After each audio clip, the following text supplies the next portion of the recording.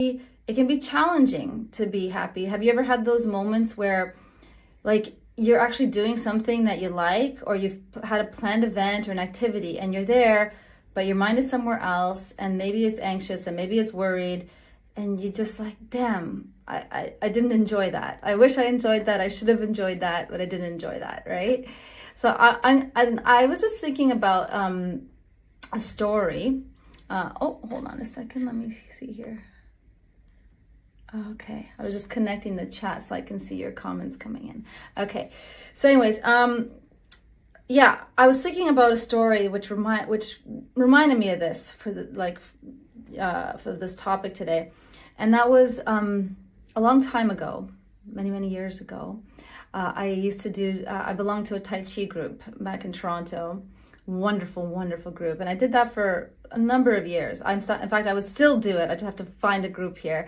In any case, I did that for, I don't know, maybe 10 years or something, and I loved it. And I remember this was a long time ago when I used to have my golden retriever, Hamlet. He's unfortunately since passed, but he was young at that point, young and rambunctious. And I used to take him. We used to do the Tai Chi in the park, and I used to take him with me. And, you know, he was, like I said, young and rambunctious. So he would kind of, if I let him off leash, he would just go all over the place, and I couldn't really do my relaxing Tai Chi. So I used to kind of tie him up, but I had like a really long rope to tie him up. So, because I felt like I didn't want to restrict him too much, but I wanted him to have some freedom, but then again, I couldn't have him, you know, chasing squirrels or people or cars while I'm trying to do Tai Chi with the group. But I wanted him to still come with me and enjoy the beautiful outdoors. So I remember, like, I was having this fond memory, you know, doing my Tai Chi with the group, and many times it was really relaxing. But I remember staring at my dog and worrying about him, right? Like, you know, either he was like wrapping himself up, and then I was like, okay, I gotta unwrap him. But then even if he wasn't, I was like feeling guilty, like, oh, he's like, you know, is he happy? He's all like wrapped up there. Not, obviously I untied him if he was wrapped up, but, you know, just like sitting there, or, you know, the point was that my mind was worrying about my dog because I cared about my dog, or cared about my dog. He's passed, as I said. And I wasn't really present in the moment. Well, I was present with my worries, right? Oh, thank you. I just got a comment in the chat about my dog's name. Thank you. Yes, it is a great name. That's another story. In any case, yeah, let me just see. Hold on. Let me just see. I just want to, oh, okay, there we go. All right. Just responding. I just wanted to put a little smiley face because I'm new to actually responding in the chat. I don't know if that's actually going to work. But anyways, so what was I saying? Okay, so yeah. So and I was thinking about, well, how grateful I am now because of all the work that I've done in my life, that I don't suffer as much from this problem of when I'm doing something that I love, or that's supposed to be relaxing or whatever, or anything, that I'm distracted with worries, and maybe worries that I don't need to have, right? So I'm really grateful for that. And I wanted to share with you some tools to help you accomplish that, if that is something that you desire, or if that's something that you're struggling with, okay? So the first thing is really simple, and I've talked about this, is you have to make a decision, that you, oh, I'm getting another comment. Okay, I'm having trouble reading. There's some typos in there, but okay, I'll just move ahead. So anyways, the first thing is making a decision, right? So the decision to decide that you want to be happy, right? That you want to choose to be happy, choose to not live in stress and anxiety and fear, and actually do the resources, or invest in the resources so that you can actually feel better, right? So the first is just the decision that you want to commit to that. Next is the tool, and I've talked about this in day 1 of emotional mastery, which was meditation, right? And I refer people back to a video that I used to do. Oh, you're welcome. Thank you, Gunter.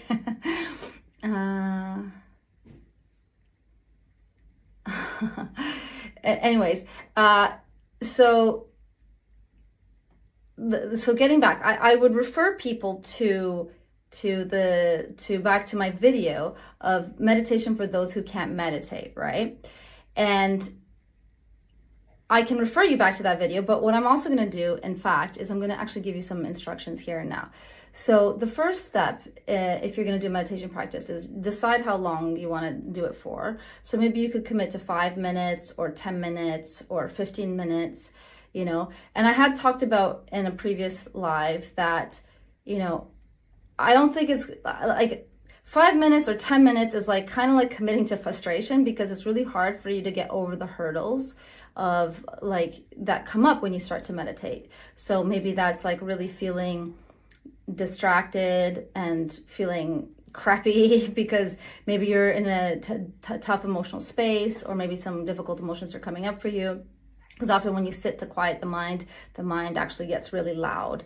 So that's why I recommend choosing a longer time. So maybe try 15 minutes as a starting point, right? And then 20 minutes, 40 minutes is what I really recommend. But if you're just starting, start with 15 minutes, right? And you can just pick a focus. For example, you can focus on the breath. So, you know, sit in a comfortable place. I like a meditation cushion, but you can pick a chair, whatever's comfortable for you. If you lie down, my husband likes to do that one. However, oftentimes what happens is he falls asleep. And I used to do the same thing, okay? So, I mean, if you want to do that, you can do that, but maybe not, so you don't fall asleep. So pick a comfortable place and then decide on a time and just pick a focus, right? So I like to focus on my breath at the tip of my nose. And, you know, sometimes that changes, but for simplicity's sake, we'll just go with that. So just focus and feel the breath going in and out, right? And just stick with that. You know, it's very simple. Now, what a lot of people do is they tend to judge themselves, right? Like, oh, I'm not doing it right. My mind is wandering. You know, like, oh, I can't do it. Meditation is not for me, which is why I made that other video, meditation for those who can't meditate. Because in fact, that is really normal. That is what happens with everybody. And I've counseled hundreds of clients through this, you know, like it literally happens to everyone. And so the goal is not to have this thought-free meditation. The goal is rather to have the commitment and the experience and the practice of meditation, as if you're going to the gym and exercising, right? Because if you go to the gym and, you know, some days you might have a good workout, you feel strong. Other days you might not feel so strong, you feel weak. But you're putting in that exercise into the muscle. And what you're exercising when you do meditation is the prefrontal cortex, right? And what you're doing is you're training a certain part of the brain, the part that's responsible for awareness of self, awareness of your own consciousness, awareness of your own thoughts and behaviors. You're training that part. And this actually allows you to get a lot of benefits, a lot of beneficial changes in your brain that are very healing, that promote a sense of well-being, happiness, and a lot of healthful changes in your body, right? So the goal is to just do it, right? It doesn't matter how it turns out. If it feels like a difficult meditation, it just means you had a harder workout, okay? So just stick with it. And whenever the mind wanders, you know, you just bring it back. Just bring it back to that point of focus, whatever you've chosen. So like I said, I choose the breath, focus the sensation on my nose. But there's other things that you can do. You can focus on whatever. You can even focus on a visual element. In fact, I had a comment not so long ago about, you know, some people have difficulty closing their eyes.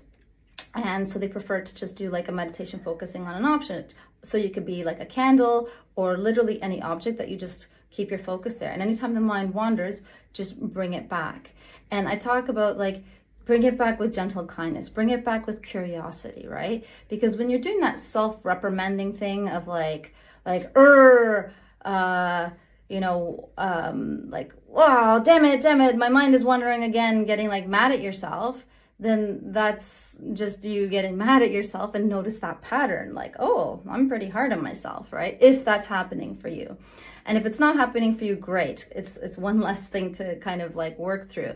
But if it is happening for you, you just notice that pattern of judging yourself, of reprimanding yourself, of being harsh, and keep kind of moving back into this gentle pattern of self-acceptance, kindness, supporting yourself, you know, and just allowing yourself to really stay in that moment, feeling whatever you're feeling, right? And it's not always going to be fun, right?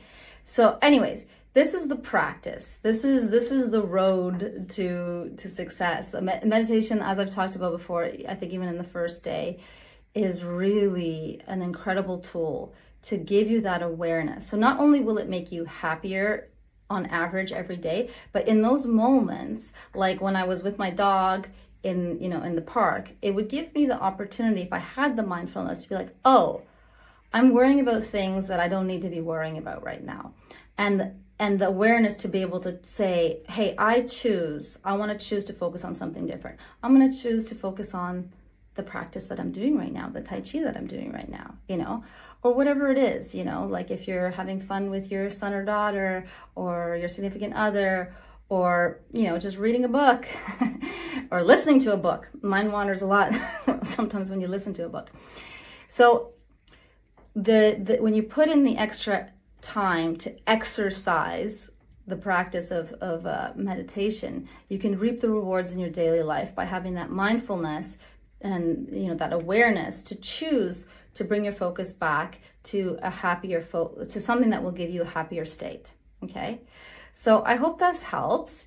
And if you liked today's live, please share in your comments your thoughts, or you know, if your questions, if you've been having any difficulties with the meditation, then share that, and your successes. I'd love to hear about that. As I mentioned, I'm going to be moving over these lives, and this content is going to start to appear only on my new channel, which is Thrive Force, at Thrive Force with Viv PhD.